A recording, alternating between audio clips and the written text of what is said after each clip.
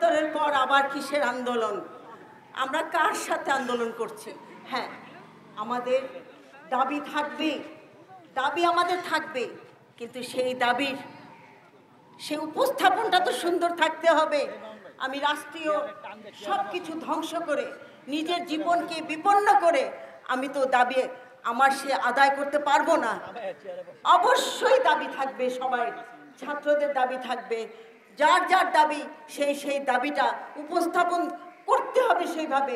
তা আমরা তো সেভাবে করছি না, আমরা নিজের জীবনকে বিপন্ন করছি। আমি চাচ্ছি না, আমি একজন মা হয়ে, আমি একজন বাংলাদেশের জনগণ হয়ে, একজন জনসাধারণ হয়ে আমি চাইবো না আমার দেশের ক্ষতি হোক, আমার দেশ ধ্বংসের দিকে চলে যাক, কখনোই চাইবো না।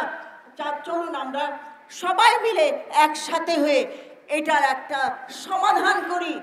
আমরা সরকারের প্রতি অনুরোধ, উনি দেখছেন, আমাদের মাননীয় প্রধানমন্ত্রী, আমাদের সরকার দেখছেন কোথায় কি হয়েছে, এর পিছনে কারা আছে আমরা কি জানি না? আপনারাও জানেন, আমরাও জানি।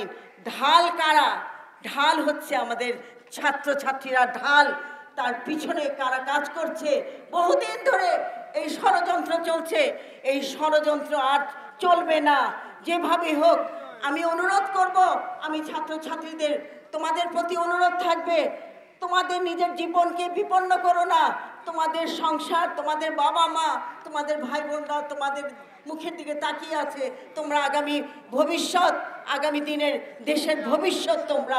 সুতরাং এইভাবে তোমাদের নিজের জীবনকে বিপন্ন করে, নিজের জীবনকে ত্যাগ করে তোমরা এই আন্দোলনে এসো না। তোমরা আসো আন্দোলনে, আমরা বসি, আলোচনায় সবাই বসবো, সবাই বসে এটা সমাধান হবে নিশ্চয়ই, এবং প্রত্যেকটা হত্যার বিচার হবে। মাননীয় প্রধানমন্ত্রী বলেছেন যে এর বিচার হবে, এক এক করে বিচার হবে। পুলিশ গুলি করলো কার নির্দেশে? সেটা কি একবার দেখেছি আমরা? এলোপাথারি গুলি করছে কার নির্দেশে? অবশ্যই এটার আমাদের বিচার হবে। মাননীয় প্রধানমন্ত্রী বলেছেন বিচার হবে।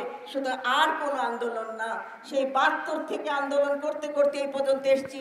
সাজানো বাগান, বাংলাদেশ একটা সুন্দর সুন্দর একটা দেশ, আমাদের সোনার বাংলা, তোমায় ভালোবাসি, এটার উপরে আর কিছু নেই।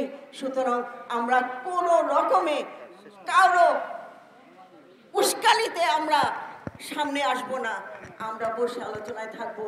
আপনারা সবার জীবনের দাম আছে, সুতরাং আমরা সেইভাবে এখানে যারা যারা আগে কথাগুলো বলেছেন সুন্দর করে কথা বলেছেন, সুতরাং আমিও বলছি আমরা সুন্দরভাবে বাঁচতে চাই, আমরা সুন্দরভাবে দেশকে রক্ষা করতে চাই।